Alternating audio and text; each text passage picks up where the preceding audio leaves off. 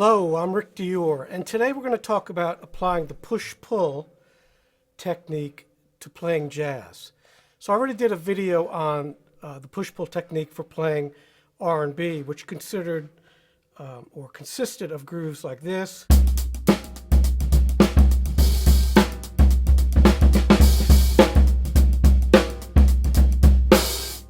and also playing any kind of Latin music or samba.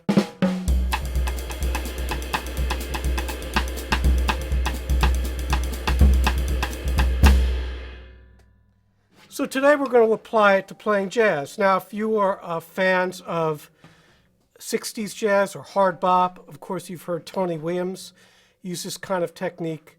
A great record to listen to is 4 and More, where it's Herbie, Wayne Shorter, Miles Davis, Ron Carter, and Tony Williams playing live. And originally it was a 2-record set. Of course, back in the day, we all had LPs of this, where one was ballads like My Funny Valentine, things like that, and the others had up-tempo tunes like 7 Steps to Heaven, So What, and they were played really, really fast. So there's a story about that Miles, I don't know if it's true, but he was having them do this as a benefit, and they weren't getting paid, so they were kind of upset, the bandmates. And so they kept playing everything faster and faster. And it turned out to be a masterpiece of just incredible energy. And it turns out maybe they were angry. So that's just an amazing record to listen to. I don't know if those stories are true. Of course, that's right around when I was born. So I don't, and I've had no one confirm that, but I've read that. So anyway, that record is full of really fast tempos that just keep getting faster. And Tony Williams plays a really kind of open cymbal pattern on there where it resembles straight eighths. And of course he does his signature hi-hat on all 4 like this.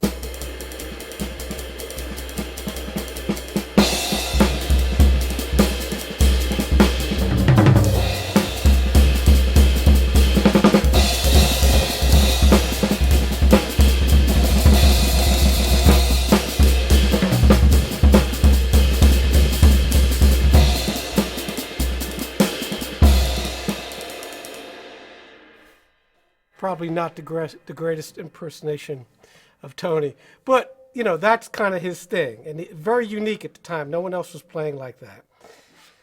So what you can do to start this, and again, first watch that other video because I really explained all the technique on there, so I'll put the link in the description. You should practice it really slowly at first like this.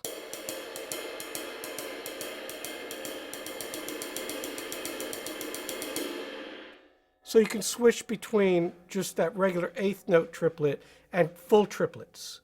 That's a good thing to go back and forth. And then with the left hand, you should start working on some independence exercises.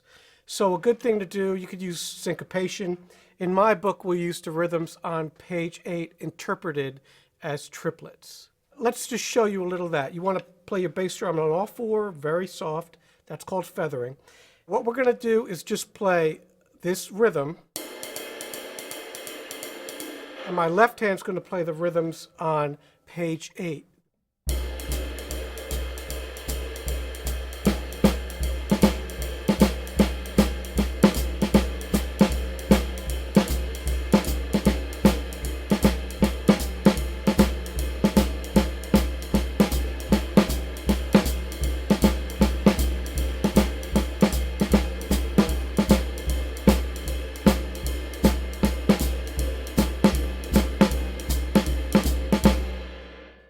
So that's the first 2 lines, and that's not too fast, right? When we go faster, though, you want to do a little phrasing like this.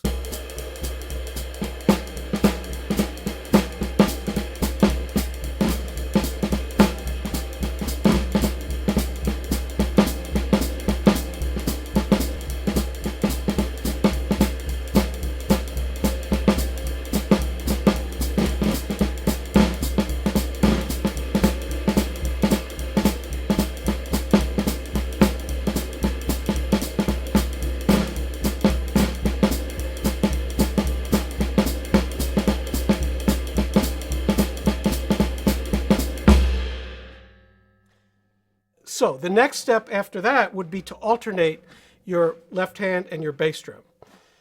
And I went over this on some of my jazz coordination videos. There's 4 of those. There's a lot of stuff in there. But I did not do it with the push-pull. So I'll show you that right now. So what we're going to do is divide the rhythms up on page 8. Left hand, foot, while the cymbal plays that push-pull rhythm. And it doesn't always have to be hand, foot, hand, foot. You could mix it up a little. So here's that.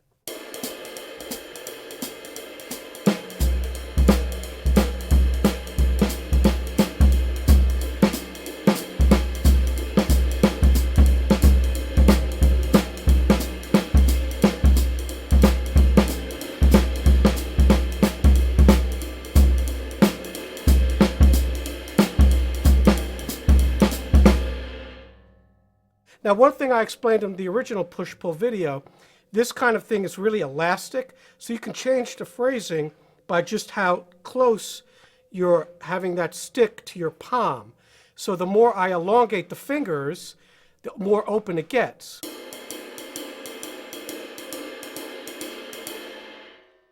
And as I close that up, it gets tighter.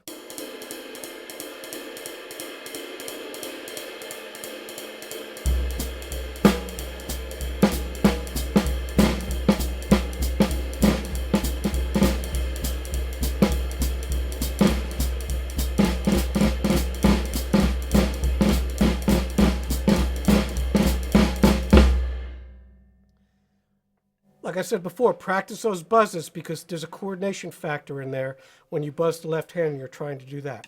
Now let's try that exercise that we just did, hand, foot, a little bit faster.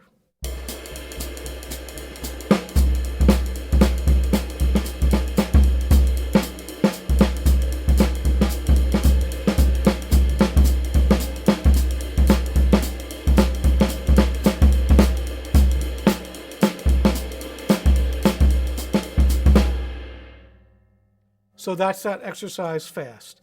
So as you do this, you develop lots of strength in your forearm. This does take strength. It's not something that you're just doing and it's easy to do physically. It is hard, so you're just going to have to build this up over time.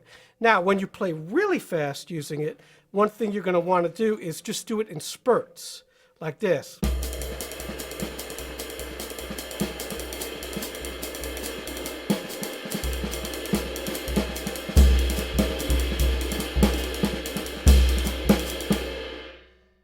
One thing I like to do is also use my fingers, like this, and intermingle that with. It's a different timbre when you do that. It's more articulate when you just use your fingers. So I'll show you a little of that.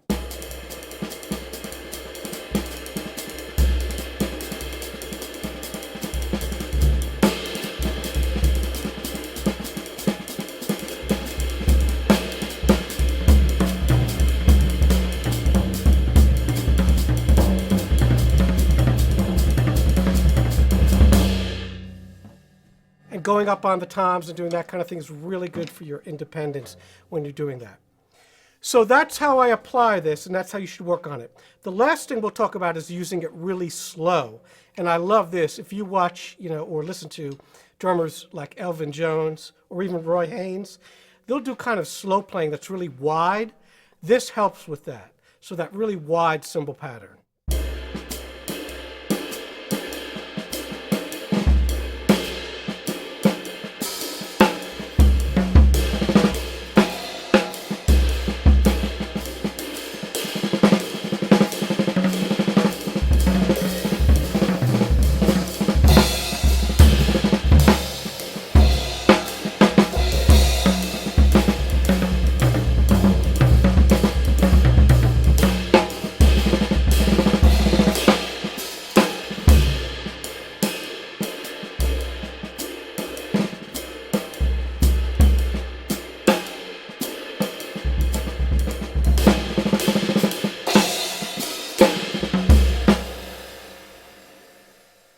So it's like a sloppy, wide, legato kind of cymbal thing. I do that on purpose. I try to play kind of sloppy. it's something to practice. And that kind of technique where you're open like that really lends itself to that legato style playing. Instead of doing this,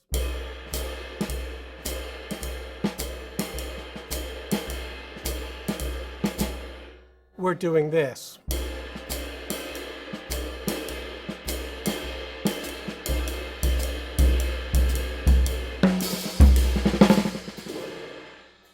So that, touching it, and then letting it snap back, and like this.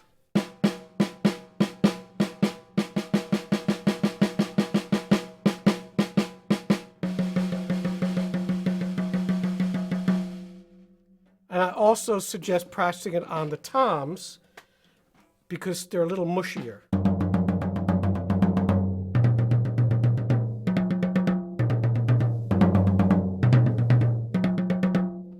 All right, it's a lot of work to do that.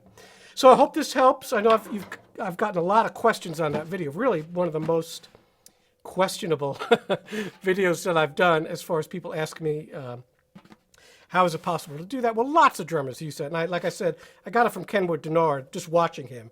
And I've seen tons of drummers do it different ways. This is just the way I do it. There's no right way or wrong way. If you want to use a French grip like this, where it's up, you can. I don't do that. I put my palm up like that so I can get my fingers under it.